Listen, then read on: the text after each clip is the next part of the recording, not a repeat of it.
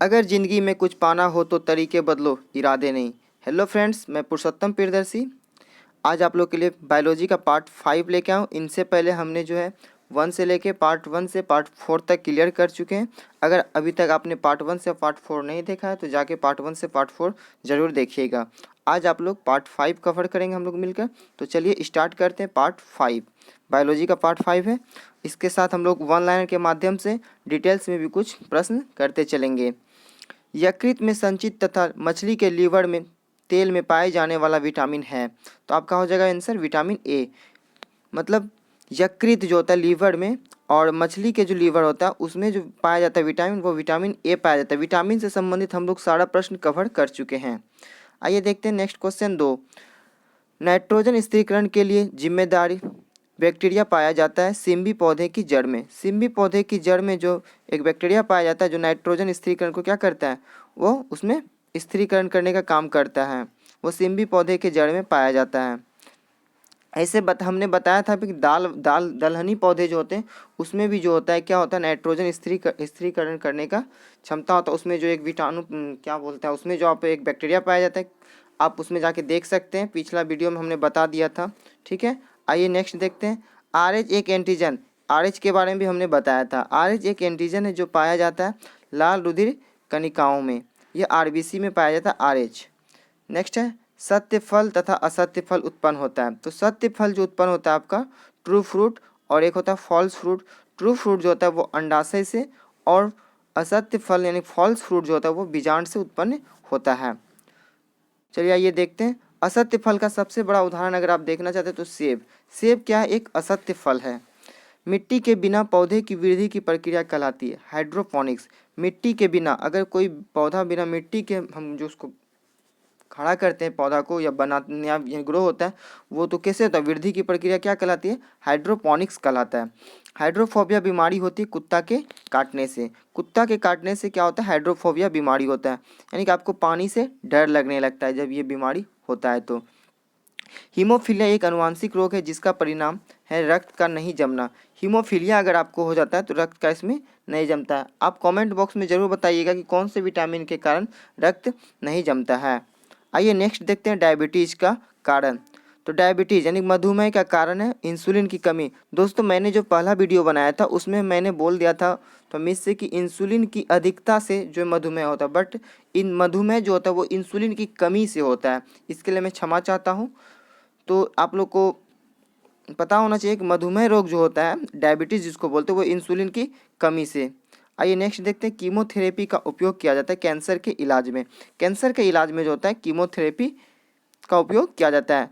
और आप लोग ज़रूर कमेंट बॉक्स में बताइएगा कि एड्स जो होता है उसके लिए कौन सा टेस्ट किया जाता है एड्स के लिए। नेक्स्ट है स्पॉन्डिलाइटिस बीमारी से शरीर का प्रभावित होने वाला अंग है मेरुदंड।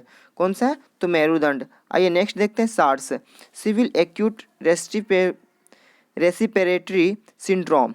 सार्स का फुल फॉर्म क्या होता है, सार्स का सीवियर एक्यूट रेस्पिरेटरी सिंड्रोम। यह क्या है, तो यह एक वायरस जनित बीमारी है। यह जो वायरस जनित एक बीमारी है। आइए नेक्स्ट देखते हैं। मलेरिया रोग फैलता है मादा एनोफिलीज मच्छर के द्वारा।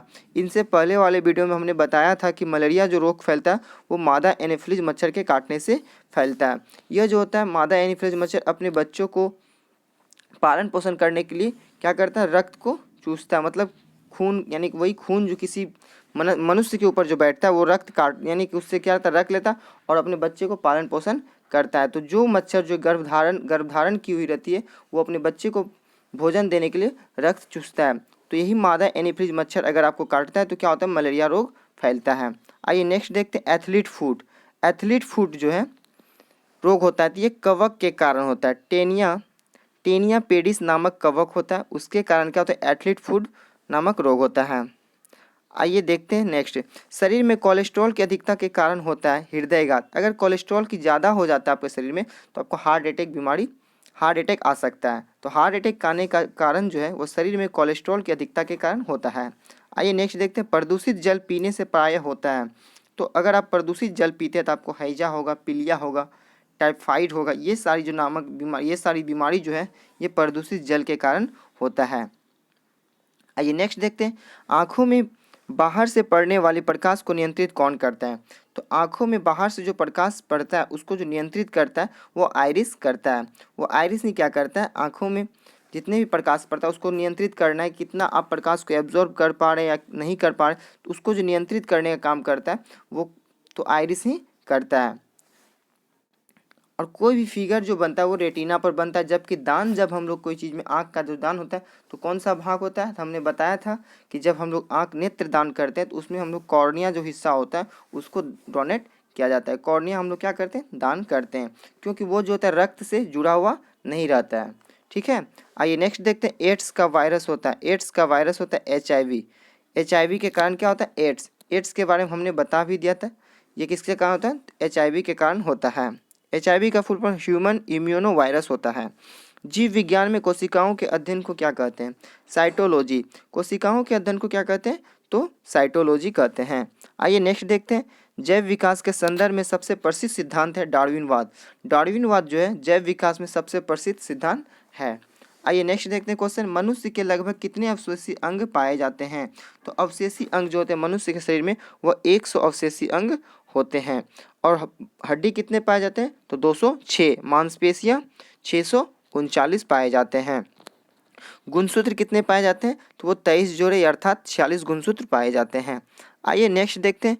कोशिका के किस भाग को इसके अणुओं का यातायात प्रबंधक भी कहते हैं, तो गोल्जी काय जो होता है, गोल्जी काय, केमिनो गोल्जी जो थे इनकी खोज क्या था, गोल्जी काय का, गोल्जी बॉडी का।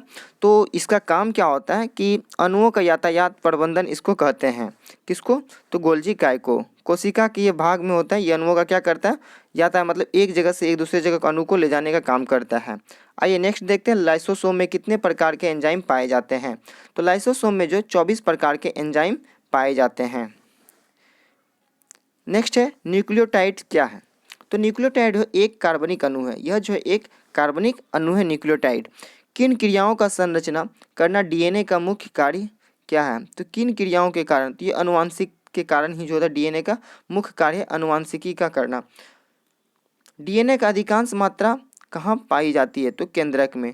DNA का जो अधिकांश मात्रा जो पाया जाता है वह केंद्रक में। आप कमेंट्स बॉक्स में बताइएगा कि DNA का जो है डबल हेलिक्स मॉडल किसने दिया था। RNA का संश्लेषण किससे होता है, तो DNA से। RNA का जो संश्लेषण होता है वो किससे होता है, तो DNA से। RNA का मुख्य रूप से कहाँ पाया जाता है, तो कोशिका द्रव में क्या पाया जाता है, RNA। अर्धसूत्री विभाजन किस प्रकार की कोशिकाओं में होता है, तो जनन कोशिकाओं में जो होता है अर्धसूत्री विभाजन होता है। आइए नेक्स्ट देखते हैं। सबसे बड़ी कोशिका किसकी होती है, तो शुतुरमुर्ग के अंडे की जो है सबसे बड़ी कोशिका होती है, जबकि सबसे लंबी कोशिका जो होती है वो मानव तंत्र का होता है। और सबसे छोटी कोशिका की बात करें तो माइकोप्लाज्मा गैलीसेप्टिकोमा जो होता है उसकी जो सबसे छोटी कोशिका होता है। नेक्स्ट है मानव के शरीर में सबसे बड़ी कोशिका है, तो वह है तंत्रिका कोशिका। सबसे बड़ी कोशिका बात की जाए मानव के शरीर में तो तंत्रिका कोशिका। ऐसे पूछा जाए सबसे बड़ी कोशिका तो शुतुरमुर्ग के अंडे का, और मानव शरीर की बात करें तो तंत्रिका कोशिका हो जाएगा। उसके बाद माइटोकॉन्ड्रिया, यह नाम किसने दिया था, बेंडा जो थे उन्होंने ही माइटोकॉन्ड्रिया का नाम दिया था, बेंडा। और अभी हमने पूछा था आप लोगों से कि DNA का डबल हेलिक्स मॉडल किसने दिया था, तो इसका आंसर हो जाएगा वाटसन एवं क्रिक। वाटसन एवं क्रिक जो थे उन्होंने DNA का डबल हेलिक्स मॉडल दिया था। नेक्स्ट है पादप कोशिका का आकार लगभग किसके समान होता है, तो पादप कोशिका का जो आकार होता है वो लगभग आपको आयत की तरह दिखने को मिलता है। आज का लास्ट क्वेश्चन है जंतु कोशिका का आकार किसके समान होता है, तो जंतु कोशिका का जो आकार होता है वो वृत्त के तरह होता है। आई होप कि आज का क्लास आप लोगों को अच्छा लगा होगा। इनसे बायोलॉजी से आज के क्लास से पहले हमने 1 से लेके 4 पार्ट तक वीडियो बनाया, जो शॉर्ट वीडियो है कम टाइम में, और बहुत अच्छा उसमें क्वेश्चन आप अभी तक नहीं देखें तो जाके पहले 1 2 3 4 ये चारों पार्ट को आप लोग ज़रूर देखें, और अच्छा लगे तो शेयर और लाइक ज़रूर कीजिएगा। मिलते हैं नेक्स्ट वीडियो में, तब तक के लिए जय हिंद।